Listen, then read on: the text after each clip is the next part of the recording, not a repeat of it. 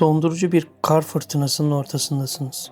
Altınızda çalışan, kaloriferi açık, deposu benzin dolu bir araba var. Hiçbir arıza yok, kaza yok. Yine de o sıcak arabayı terk edip incecik ceketlerle ormanın karanlığına -10 dereceye yürür müydünüz? 1978 kışında 5 adam tam olarak bunu yaptı. Arabalarını terk ettiler, karlı dağlarda yürüdüler.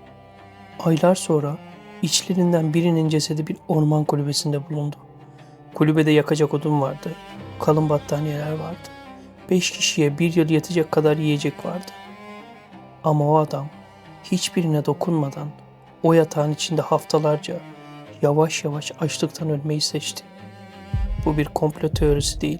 Bu FBI dosyalarına giren, insan zihninin karanlıkta nasıl kırıldığını gösteren somut bir gerçektir. Yuba Country Beşlisi vakasına hoş geldiniz. 24 Şubat 1978 Kaliforniya. 5 yakın arkadaş. Ted, Gray, Jack Hoyt, Jack McGraw ve Bill. Yaşları 24 ile 32 arasındaydı. Ancak zeka seviyeleri ve psikolojik durumları bir çocuğunki kadar saftı. O gece Chicago State Üniversitesi'nde bir basketbol maçı izlediler. Maç saat 10 civarı bitti. Yerel bir markete uğradılar. Sosis, şekerleme, çikolata ve birkaç gazlı içecek aldılar. Ertesi sabah kendi oynayacakları basketbol maçı için çok heyecanlıydılar. Evlerine, Yuba City'ye dönmek üzere yola çıktılar. Güzergahları çok basitti. Dümdüz, güvenli bir otoyol. Ama onlar o otoyola hiç girmediler. Bunun yerine güneye gitmek varken arabayı tam zıt yöne, doğuya doğru kırdılar. Hiç bilmedikleri ıssız ve dondurucu bulunmaz ulusal ormanın derinliklerine tırmanmaya başladılar. Birkaç gün sonra polis, Jack McGraw'ya ait 1969 model Mercury Montego'yu buldu. Araba rotalarından 110 kilometre uzakta ıssız bir dağ yolundaydı. Tekerlekleri hafif bir kar birikintisine saplanmıştı ama buradaki detaya çok dikkat edin. 5 sağlıklı adamın rahatlıkla itip çıkarabileceği kadar küçük bir kardı bu. Arabanın deposunda çeyrek depo benzin vardı. Motor kusursuz çalışıyordu. Tekerlekler patlak değildi. Çamurluklarda hiç çamur yoktu. Yani arabayı kurtarmak için gaz bile vermemişlerdi. Arabanın kaloriferi açık bırakılmış, anahtarlar ise ortadan kaybolmuştu. Dondurucu bir kar fırtınasının ortasında tek güvenli metali terk ettiler. Üzerlerinde sadece incecik rüzgarlıklar ve deri ayakkabılar vardı. Dağın zirvesine doğru yürümeye başladılar. Neden? Polis dosyasına giren tek bir görgü tanığı vardı. Joseph adında bir adam. O gece gençlerin arabasının saplandığı yerin hemen yakınında kendi aracıyla kara saplanmıştı. Kürek sallarken kalp krizi geçirdi. Acı içinde arabasına yığıldı. Gecenin bir yarısı arkasında yanan farları gördü. Arabanın etrafında dolaşan sesler duydu. Bir kadın ve birkaç adam sesi.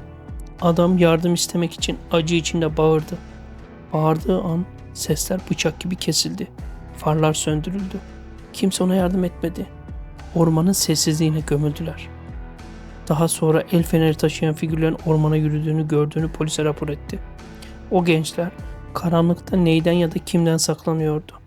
Haziran ayına kadar dağlar kar altında kaldı. Arama kurtarma çalışmaları sonuçsuzdu. Karlar eridiğinde arabayı bıraktıkları yerden tam 31 kilometre uzakta orman hizmetlerine ait bir römork bulundu.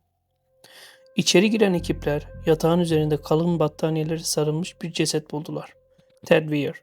Otopsi raporu akıl sağlığınızı zorlayacak türdendi. Ted o yatağın içinde tam 8 ila 13 hafta arası hayatta kalmıştı. Zatürre olmuştu, ayakları tamamen donmuş ve kangren olmuştu. 90 kiloluk adam bulunduğunda sadece 54 kiloydu. Ted açlıktan yavaş yavaş kendi vücudunu tüketerek ölmüştü. Peki buradaki kan donduran detay neydi? Römorkun içi bir yıl yetecek kadar askeri gıda, kurutulmuş et ve konserve doluydu. Yemekler oradaydı, hemen yatağın yanında ama dokunulmamıştı. Sadece birkaç konserve P-38 adı verilen askeri bir açacakla açılmıştı. Ted'in zeka geriliği vardı. O açacağı kullanamazdı. Demek ki yalnız değildi. Biri daha o kulübedeydi. Birileri onu beslemiş, sonra da üzerine o ağır battaniyeleri sıkıca örtmüştü. Çünkü ayakları o kadar hasarlıydı ki Ted o battaniyeleri kendi üzerine çekemezdi. Kulübede kibrit, kağıt ve propan gazı vardı. Isınabilirlerdi. Ama hiç ateş yakmadılar. Eksi 15 derecede karanlıkta oturdular. Ormanın içinde 3 kişinin daha kemikleri bulundu. Ama şizofreni hastası olan ve askeri geçmişi bulunan Gray Matthias asla bulunamadı. Ted'in deri ayakkabıları kulübedeydi. Ancak Matthias'ın botları yoktu. O yiyecekleri neden açmadılar? O ateşi neden yakmadılar? Dışarıda onları yiyecekten ve soğuktan daha çok korkutan bir şey mi vardı? Bu bir UFO vakası değil. Bu bir hükümet komplosu da değil. Bu insan psikolojisinin karanlıkta nasıl çöktüğünün saf, kan donduran bir gerçeği. FBI raporlarına göre o gece onları arabalarından çıkaran şey fiziksel bir tehdit değildi. Saf panikti. Bulaşıcı bir panik. Düşünün. Dondurucu soğukta bir kulübenin içindesiniz. Yanınızda arkadaşınız açlıktan ve soğuktan yavaş yavaş ölüyor.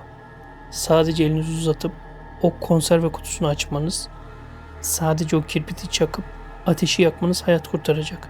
Ama yapmıyorsunuz. Çünkü karanlıkta sizi izleyen ya da izlediğini sandığınız şeylerden ölesiye korkuyorsunuz. Zihniniz en büyük hapishaneye dönüştüğünde sizi hiçbir yiyecek, hiçbir ateş kurtaramaz. Beni izlediğiniz için teşekkür ederim.